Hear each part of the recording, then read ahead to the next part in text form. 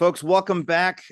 It is now my joy to speak with the Senior Vice President of Strategic Initiatives and Special Counsel to the President at the Alliance Defending Freedom, Ryan Bangert. Welcome back. Eric, it's always good to be back with you. Thank you for having me on again. That's a big title, but I'll just call you Ryan. And you're with the Alliance Defending Freedom. You guys are doing God's work. It's just amazing to me what you've been involved in. So I want to talk to you about a couple of the cases that you're dealing with right now. I know there's a hearing coming up. It may already have aired by the time, it may already have happened by the time we air this, or maybe today, but concerning the Babylon Bee. Now the Babylon Bee is something that if you talked to me 10 years ago, I wouldn't believe that it could ever exist. It is just one of the most spectacular humor satire sites ever. It's just beyond belief almost that it exists and that it does its job so brilliantly well. So why is there a hearing concerning the Babylon Bee? Who's involved in that? Sure, Eric. So, as you said, the Babylon Bee is a fantastic website, a Christian humor and parody site, and they have a hearing set for tomorrow, which is August 5th, for your listeners if this airs a little bit later, but August 5th in California. And the hearing involves a statute that was passed by the California legislature, signed by Governor Newsom. And this law came out of an incident that happened last year, 2024, during the election season, when an online parody handle called Mr. Reagan USA posted a parody video of Kamala Harris. And it was digitally altered using AI and using various editing tools so that she was announcing her candidacy in a very humorous way, sort of a derogatory way. So it was clearly something she didn't say, she didn't do. It was meant to mock her.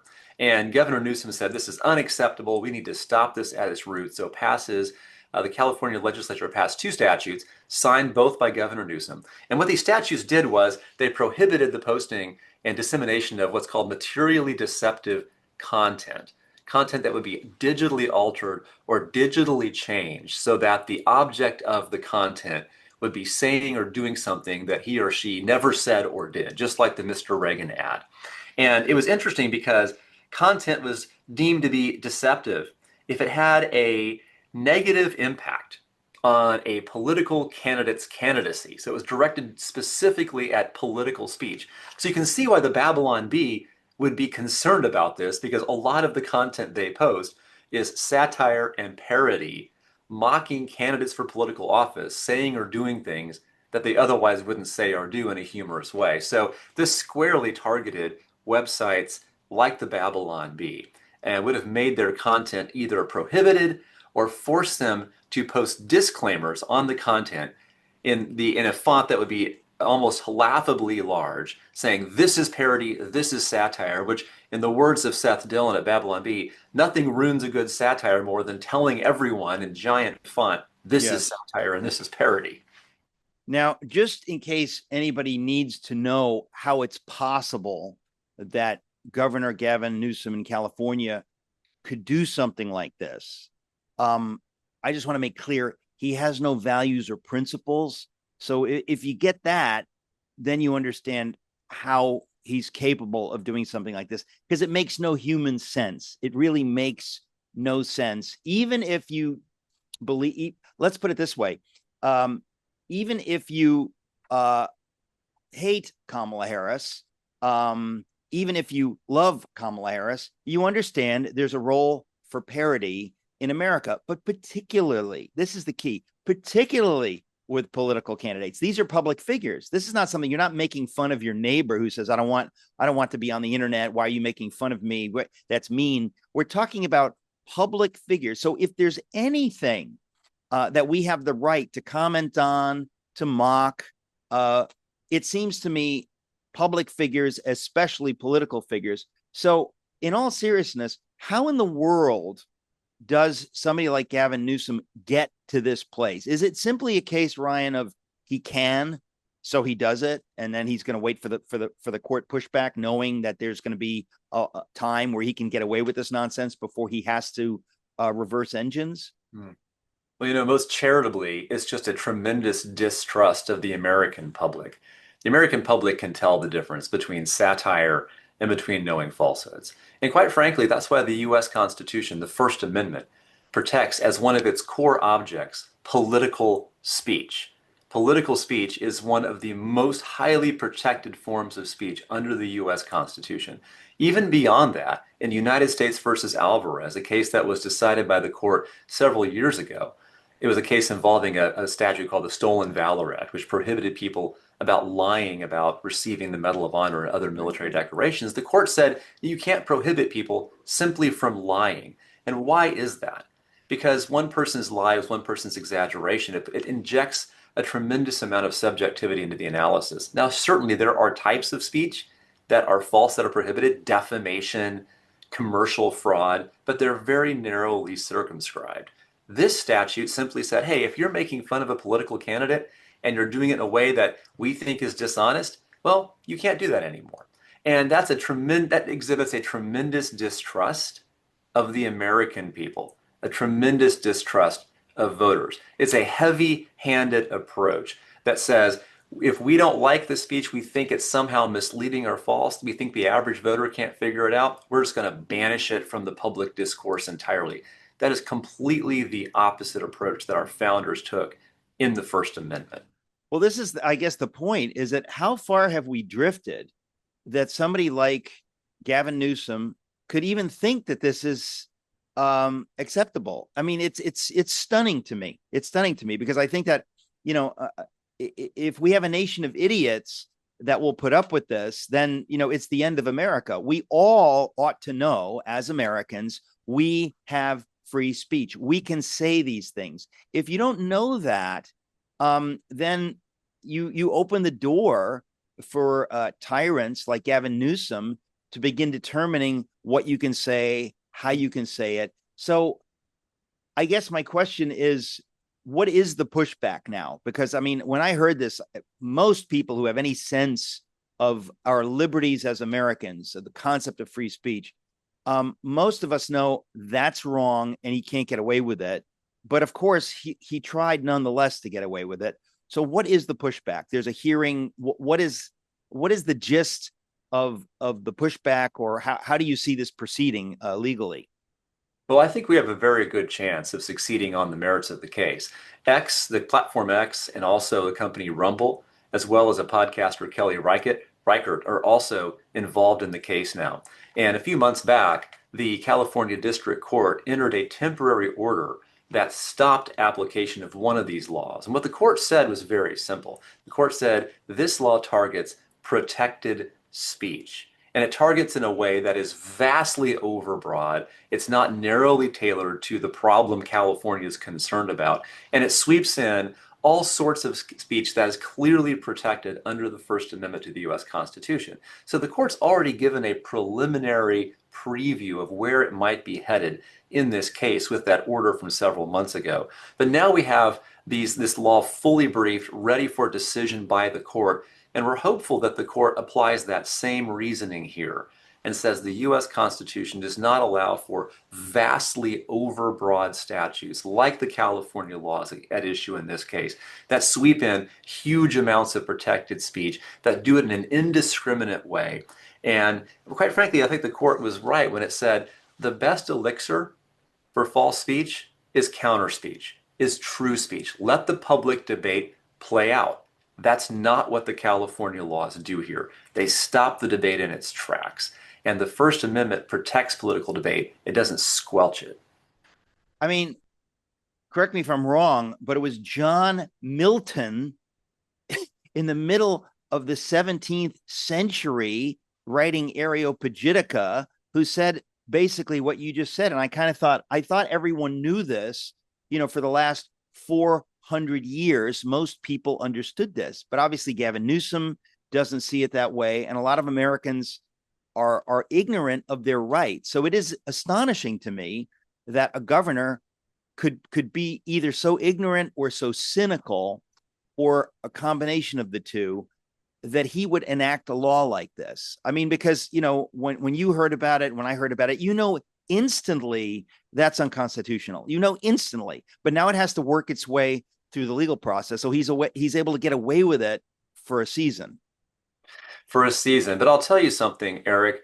I was shocked, but I wasn't surprised by what Gavin Newsom did. And here's why. Because this impulse to censor goes far beyond Governor Newsom in California. He's simply a symptom of the bigger problem. If you look at the technological environment that we're living in right now, the rise of artificial intelligence, mass communication through digital platforms like X, Rumble, Instagram, places where tens of millions of people gather to converse and have political conversations. Those are just enticing targets for budding authoritarians who Yep. want to control the discourse. Hang on, folks. We're going to a break. We'll be right back talking to Ryan Bangert with the Alliance Defending Freedom. Welcome back. I'm talking to Ryan Bangert, who is with the Alliance Defending Freedom. And we've seen a lot of this in recent years. And I keep bringing up the ignorance of many Americans. In other words, if you don't have enough Americans ignorant of what the Constitution says, of what our actual liberties are, you can get away with tyranny. You can get away with this kind of stuff. And we have had a lot of, especially in the last few years, a lot of these mini tyrants, Governor Whitmer, a lot of these blue state governors really, really taking advantage of the civic ignorance that is out there and enacting laws, quote unquote laws, and so on and so forth. And I'm really grateful, to Elon Musk and X. I'm really grateful to Seth Dillon. God bless him. He's an American hero at the Babylon Bee for understanding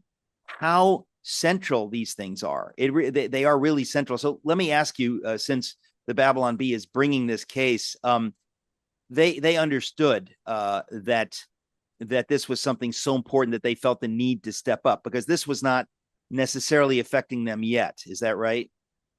It was actually in position to affect them right away, because when the law goes into effect, their posts on large platforms could have been affected dramatically. But the interesting thing about the Babylon Bee, they're willing to speak out when their voice is threatened. But it's not just California that is posing the problem. This is actually a national problem. This is actually a global problem. And here's what I mean by that. If you look at the national landscape, before President Trump was elected last fall, an executive order was put in place by President Biden. It was called Executive Order 14110, relating to the safe and trustworthy development of artificial intelligence.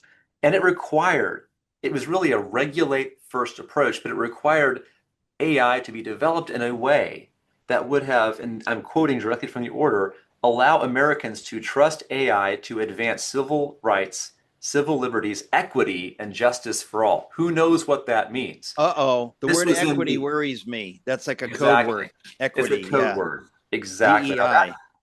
that's been repealed by President Trump, and he recently, just this last month in July, released his national AI plan, which has some very different language in it. It says in the AI plan that he released that the government will only contract with frontier large language model providers who, quote, ensure that their systems are objective and free from top-down ideological bias. So slightly different wording there. But why is that important? Because look across the ocean, look at Europe. There's a law that's been in place called the Digital Services Act. And it was recently expanded on July 1st by a code of conduct. And this law allows the European Commission to censor speech all across the European Union that it deems as being illegal and dangerous. And illegal conduct includes things that, quote, have negative effects on civil discourse, electoral processes, and public security, whatever that means. And if a platform violates this law, it could be fined up to 6% of its global revenue. Think about the revenue that X brings in all across the world. Now, 6% of that is a very large number. This is a law in place right now in the European Union that President Biden's executive order, which has since been repealed, was echoing and trying to bring here into the United States. So there is a global contest happening right now at a very high level over who is going to control the way that these large AI systems are developed, the rules that are put in place to dictate how speech is protected or not on those platforms, and who will decide. So this is a global contest that's happening right now. The California lawsuit is just a microcosmic example of this broader contest that we're seeing play out in real time. I'm particularly fascinated by this conversation because I'm writing a book on the American Revolution right now. And when you look at how, I mean, I feel like what you're talking about is ripped, or I should say, is ripped right out of the history book. I mean, what happened, the battles that we were having in the 1760s in the United States, before it was the United States, the 13 colonies, talking about our rights, our liberties. And it's kind of interesting because, you have the British Constitution. Ostensibly, they bought into this in the 1680s, but they drifted and drifted. By the time you get to King George III, not so much. They drifted away from it. So you have the Americans calling them back to what their Constitution says about liberty given from God. I mean, it's so fascinating to me that this goes back and forth through the decades, through the centuries. And here we are again, where we in America, at least those of us who are conservative, understand this issue, but many Americans don't understand it. And our friends in Western Europe definitely don't get this. Keir Starmer, the prime minister in the UK, and many other leaders in Europe, they're with King George III on this. They're not with, Sam Adams and John Adams and the founders of the American Republic. They are really still stuck in this idea that, we don't really, really, really believe in free speech. And they're enacting it what you're talking about right now. When we come back, I want to talk more about it. But it's the EU's Digital Services Act. This is important, folks. This is very important. By the way, Ryan, you've written an article on this. Folks, you can read the article at lawliberty.org. Go to lawliberty.org and you can get all of this there, lawliberty.org. We'll be right back. Welcome back. I'm talking to Ryan Bangert, is with the Alliance Defending Freedom, and we're talking about free speech. And I was just saying, Ryan, that I'm amazed how really only Americans get this. This is what amazes me, or at least I shouldn't put it that way. There are many in Europe who get this, but their leaders don't get it. So the idea that in Germany or in the UK, you could be fined or imprisoned for speaking your mind. To most Americans, we just say, wait a minute, that's fundamentally wrong. But many Americans have gotten confused. It's not about being right, folks. It's not about is what he is saying right or wrong. No, that's not the issue. The issue is, does he have the right to say it? Does he have the right to? Do you have the right to say something which somebody else would say, well, that's just absolutely wrong? Well, maybe it's objectively wrong, but you have the right to say it. And what is the context for that? And so that's kind of the issue. And I really think that as we proceed in the country, trying to take the country back from the woke lunatics who've kidnapped it, we have to recatechize the culture and help Americans understand, what does free speech mean? There is nothing more important. So I'm fascinated with what you're talking about with regard to the EU, that because I know that President Trump has recently said some things. I think he said it to Keir Starmer when they were together, but that the European elites do not have the right, particularly to tell Americans what we can and cannot say on social media. That's exactly right. In fact, J.D. Vance, when he spoke at the Munich Security Conference back in February, directly took the European leaders to task for their lack of commitment to the abiding principles of freedom of speech. And I think that you said it very well, Eric, that we have to recatechize the American public in the concepts and doctrines of freedom of speech. And that's exactly what we at Alliance Defending Freedom believe we need to do right now. And that's why we brought the lawsuit like the one on behalf of the Babylon Bee, challenging this law in California, which again is just a symptom of the broader problem. That's why we represented Päivi Räsänen in Finland when she was prosecuted criminally for simply putting up a post on X containing scripture. That's why we represented people like Adam Smith Connor in the UK who was arrested on the sidewalk because he was praying silently near an abortion clinic.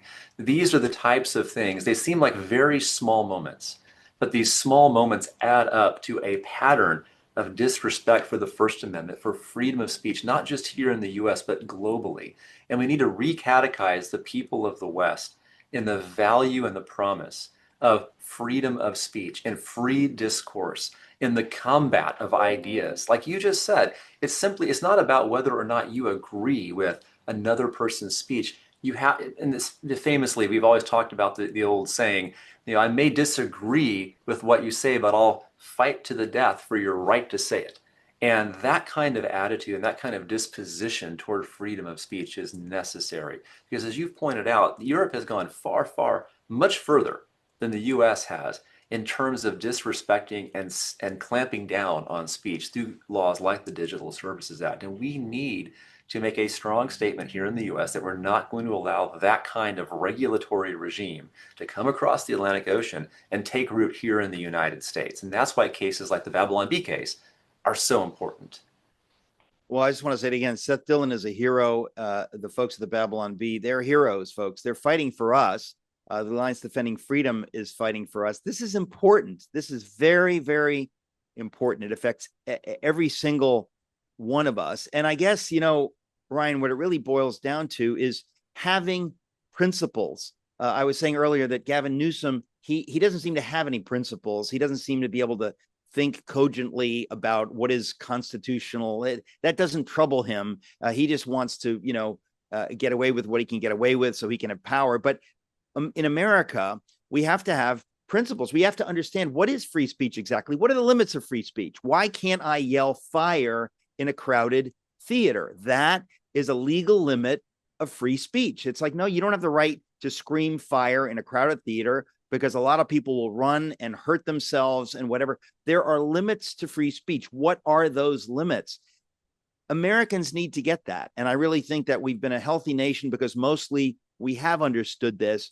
Europe really never understood this very well. And I'm just fascinated that because America has so much power on the globe, on the global stage, I should say, that we have the ability, by God's grace, to push back against Europe. And I really do think it was wonderful when J.D. Vance in Munich a few months ago says to these European elites, like, hey, you want us to stand with you, to be a part of NATO. Well, we used to share some values, but what I see, your abrogation of free speech in your countries, you don't share those values. And if we don't share those values with you, why should we be united with you in NATO? You have to think this through. And the fact that he was willing to push them on that, and that Donald Trump is willing to push them on that and say, listen, you can do what you want. It's your country, but you want us to ally with you. You want us to stand with you. You want us to say that we are allies and we stand for the same things. Do we stand for the same things? In many ways, we have not stood for the same things. And unless you stand for those things, we're going to look at you through jaundiced eyes. We can't take you seriously if you're imprisoning your own citizens for saying things simply because you disagree with those things. So it's an extraordinary moment in world history right now. It is, and we're calling them back to first principles, just like you said, Eric. In fact, the House Judiciary Committee released a staff report on July 25th, calling out the EU for its draconian speech regulations in the Digital Services Act. And here's a question I think that we all need to be thinking about, which is the EU going to look more like the United States, where freedom of speech is enshrined and protected in the First Amendment, or is it going to look more like China, where we know what's happening, where social credit systems are being used to dictate and govern people's every square inch of their lives, where speech clearly is not protected, where the Chinese Communist Party has a stranglehold on what people can think and speak. In fact, I was just listening to a TED Talk podcast over the weekend. Children in school now have these EEG hats attached to their heads as they're studying so they can teachers can monitor the level of attention they're paying in class. I mean, that level of control over people's minds is astonishing. What will the West look like as we enter the AI age, as we enter the digital age, where AI is now integrated into everything we do? Are our principles of freedom of speech, free discourse, and free debate going to control the day, or are we going to go the way of China? That is the question that faces us. Wow, that is the question. Folks, I've been talking to Ryan Bangert with the Alliance Defending Freedom. Ryan, thank you so much. Absolutely, Eric. Thank you for having us on.